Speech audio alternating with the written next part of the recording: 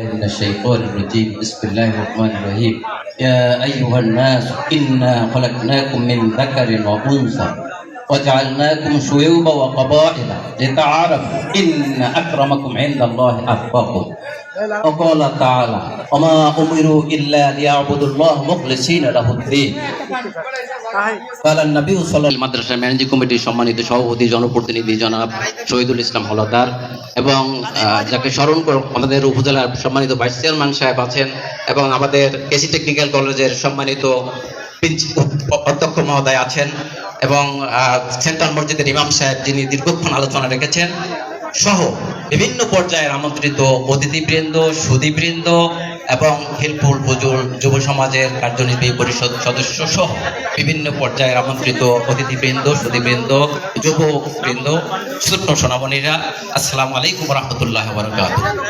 মহান আল্লাহ সুবহানাহু ওয়া তাআলার দরবারে লাখ কোটি শুকরিয়া জ্ঞাপন করছি যে আল্লাহ রাব্বুল আলামিন আমাদেরকে রহমত মাগফিরাত এবং নাজাতের সওগাত নিয়ে পবিত্র মাহে রমজান আমাদের মাঝে একটি গনিমত একটি নিয়ামত দিয়েছিলেন।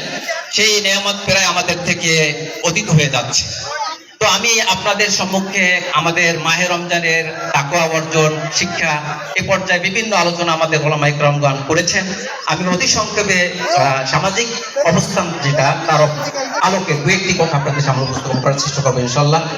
মহান আল্লাহ রাব্বুল আলামিন আমাদেরকে সৃষ্টি করেছেন তার গোলামি করার জন্য, তার বন্দেগী করার জন্য। আমরা তার গোলামি বন্দেগী করার জন্য আমরা নামাজে শামিল হই। যেমন এই আমাদের সামনেই মসজিদ, যেখানে আল্লাহকে সিজদা করি। এই সিজদায় আমরা সবাই সাম্যর একটি জ্বলন্ত উদাহরণ স্থাপন করি। আমরা সবাই ধনী গরিব রাজা প্রজা সবাই শাসক শাসিত সাদা বর্ণের কালো বর্ণের সকল মানুষ একত্রে লাইনে দাঁড়িয়ে যাই। কিতাবে আসছে কাইসনানুল মুশতে, যেমন চিরুনির দাঁতের ন্যায় আমরা যেন সমানে দাঁড়াইয়া যাই।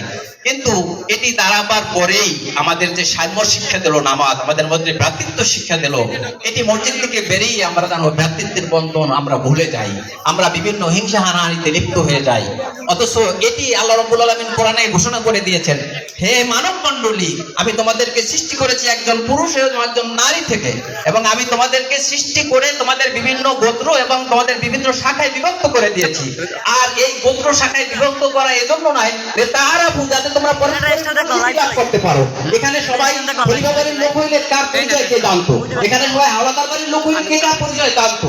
এখানে হাওলাদার পঞ্চায়েত খান শেখ সবাই আছে, যার যার বংশের পরিচয় দিতে পারে। আল্লাহ তারপর স্মরণ করিয়ে দিলে হে